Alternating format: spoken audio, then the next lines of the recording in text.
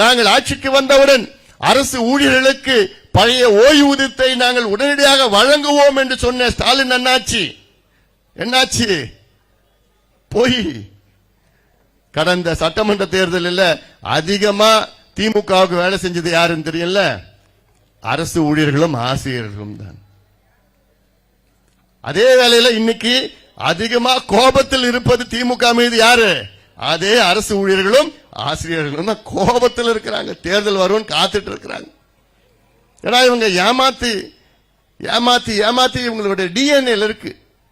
திமுக டிஎன்ஏல என்ன இருக்கு? பொய் சொல்லி ஏமாத்தி.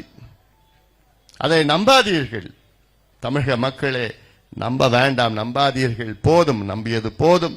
நாங்கள் ஆட்சிக்கு வந்தவுடன் தொழிற்சாலைகள் உள்ள அங்க வேலை வாய்ப்பில் உள்ளூர் இளைஞர்களுக்கு 75 விழுக்காடு வேலை வாய்ப்பை உருவாக்க சட்டத்தை கொண்டு வருவோம் என்று பொய் சொன்ன ஸ்டாலின் அவர்களே, எவ்வளவு பேர் படிச்சுட்டு இருக்கிறான் அந்த ஏரியாவில்.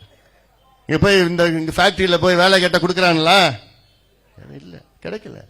ஆனால் இந்த சட்டத்தை கொண்டு வந்தால் 75% வேலை இந்த ஃபேக்டரியில உங்களுக்கு தான் கொடுக்கணும், இந்த ஊரை சார்ந்தவர்கள் தான் கொடுக்கணும்.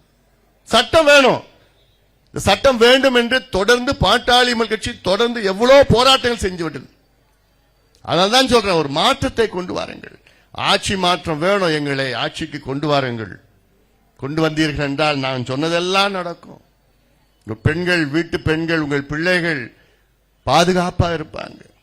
போதை மதுவை ஒழிப்போம். வேலை வாய்ப்பை உருவாக்கும். இன்னைக்கு வேலை இல்லாததான் அவன் போய் குடிக்கிறான், போதை பழக்கத்தை பயன்படுத்திட்டு இருக்கிறான். அவன் வேலைக்கு போனா இதெல்லாம் பண்ண முடியாது. நம்முடைய இயற்கை வளங்களை பாதுகாப்போம். இந்த கூவம், இதெல்லாம் கூவம் நாங்க எங்களுக்கு மட்டும் வாய்ப்பு கொடுங்க. திருவள்ளூர் வழியா, நகரத்து வழியா கூவம் போதில் இந்த கூவத்தில் இருக்கிற அந்த தண்ணியில நீங்க குடிக்கலாம். அந்த அந்த அந்த மாதிரி ஒரு மாற்றத்தை என்னால கொண்டு வர முடியும். திருவள்ளூர்ல மட்டும் இல்ல கூவத்தை குடிக்கிறது, சென்னையில இருக்கிற கூவத்திலையும் தண்ணி குடிக்கிற மாதிரி எங்களால கொண்டு வர முடியும். ஆனா ஒரு வாய்ப்பு வேணும். எங்ககிட்ட எவ்வளவு திட்டங்கள் எங்ககிட்ட இருக்கு. ஆனால் நீங்க யார் யாருக்கோ தவறானவர்களுக்கு நீங்க கையை, இந்த ஆட்சியை கையில கொடுத்துட்டீங்க. அவங்களுக்கு என்ன நடக்குதுன்னே கூட தெரியல.